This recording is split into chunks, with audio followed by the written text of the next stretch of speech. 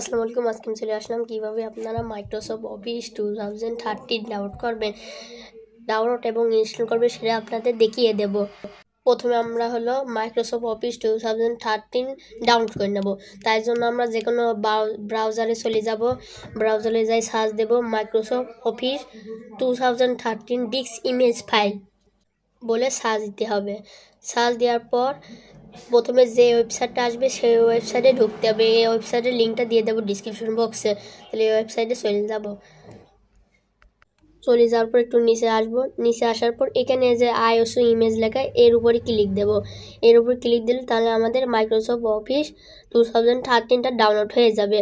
তাহলে আপনাদের ডাউনলোড করতে একটু সময় লাগবে। এটা হলো 1 জিবির এই ফাইলটা ডাউনলোড হতে প্রায় মেলাক্ষণ সময় লাগবে। নেটের স্পিড তাড়াতাড়ি ডাউনলোড হবে। 1.4 জিবির এই ফাইলটা, তাহলে আমরা ফুল ডাউনলোড হওয়ার পর চলে আসছি। তাহলে আমাদের ডাউনলোড কমপ্লিট, তাহলে আমাদের ডাউনলোড হয়ে গেছে। এবার আমরা হলো ডিসপিসিতে চলে যাব। আমরা ডাউনলোডসে চলে যাব। ডাউনলোডসে দেখা যাচ্ছে আমাদের এই এমএস অফিস 2013 ডাউনলোড হয়ে গেছে। এবার আমরা ইনস্টল করব এই মাইক্রোসফট অফিস। তাহলে এই ফাইলটা ওপেন করার পর নিচে গেলে এখানে দেখা যাচ্ছে সেটআপ, এর উপরে ডবল ক্লিক দিতে হবে। ডবল ক্লিক দেওয়ার পর ইএসটিভি দিতে হবে। ইএসটিভি দেওয়ার পর আমাদের হলো অফিসটা চলে আসবে ডাউনলোড। এবার আমরা হলো এগ্রি করে দেব, কন্টিনিউ করে দেব। দিয়ে আমরা কাস্টমাইজও করতে পারবো। কাস্টমাইজে কী হলো ডাউনলোড করবো আর কী বাদ দেব। তাহলে আমরা হলো কাস্টমাইজে যেভাবে করতে হবে, অ্যাক্সেস বাদ দিতে চান তাহলে এখানে বলে টিপ দিতে হবে। আমরা সবগুলোই ইনস্টল করব, তাই ইনস্টল নাওতে টিপ দিয়ে দেবো। টিপ দেওয়ার পর এখানে ইনস্টল শুরু হয়ে গেছে। ইনস্টলটা হতে একটু সময় লাগবে। তাহলে আমাদের ইনস্টলটা হয়ে গেলে আমি ফিরে আসছি। তাহলে আমাদের ইনস্টল হয়ে গেছে। তাহলে আমরা এবার আমাদের এমএস অফিস 2013 ইনস্টল কমপ্লিট হয়ে গেছে। ক্লোজে টিপ দিয়ে দেবো। দিয়ে আমরা স্টারে চলে যাব।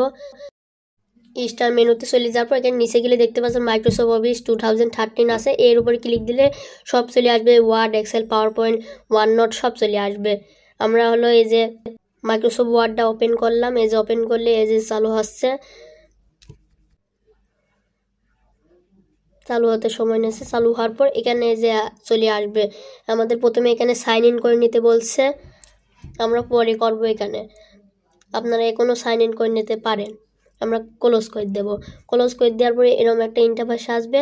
আমরা উপরে যে অপশনটা আছে সেই অপশনে ক্লিক দিয়ে অ্যাকসেপ্টে টিপ দিয়ে দেবো। তারপর আমরা ইএসটিভি দেবো।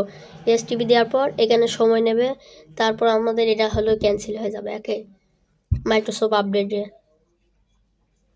তাহলে আমাদের মাইক্রোসফট আপডেট হয়ে গেছে।